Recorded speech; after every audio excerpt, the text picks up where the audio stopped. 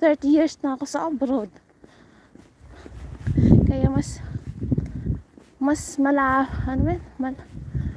mahaba pa yung time ko sa ibang bansa kaysa sa sarili kong bansa. Kaya marunong ako mag-Tagalog, marunong medyo hindi naman expert eh. Ilonggo na Bisaya gamay, English na gamay. In English kinamatis. German kinamatis.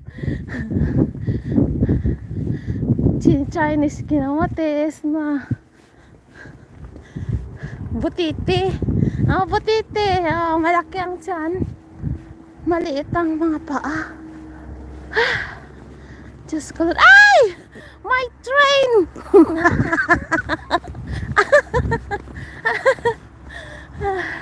Andun ang train, oh.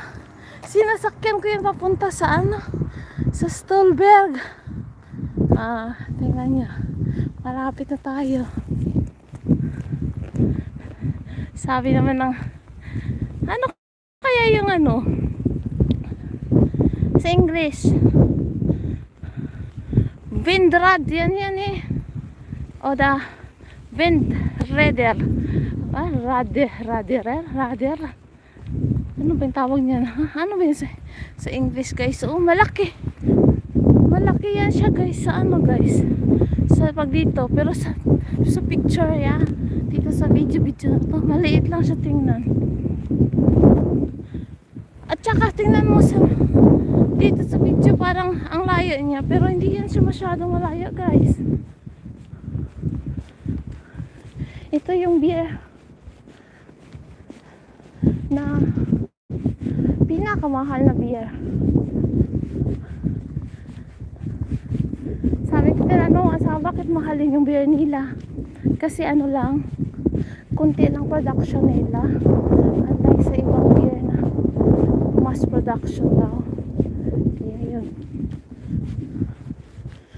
So may may bulaklak na nag-uumpisa na siya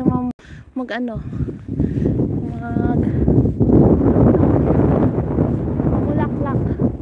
Ayan yung mga puno na yan, nag-uumpisa na rin yan siya next month siguro. Tapos dito ayan, may yan dito, may horse. Ayun sila. Ito Asya. Pwede ko na kayo kita ko muna sa inyo yung mga horse na. Ang cute kaya nila. Diba, super windy.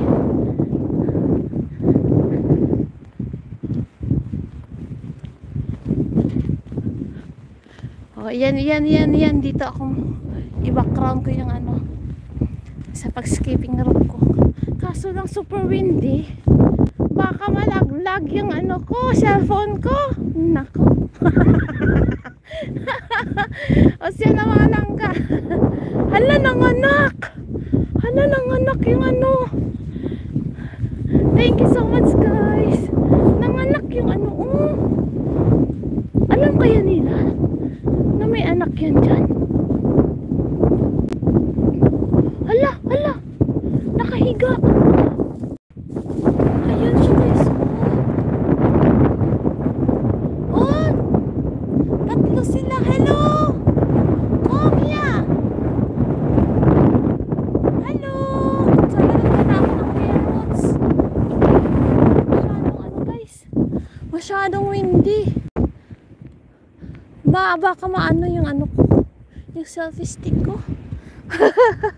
Ang lawak po. Super lawak yan talaga. Kasi dyan, liliputin ko yan mamaya, guys. Siya, thank you so much. Na-harvest na sis. Ang maisan wala pa. Ang maisan sa pa yan? Nagtatanim pa lang yan sila. Bari sa October pa yan harvest. July, August, September, October ang harvest ng mga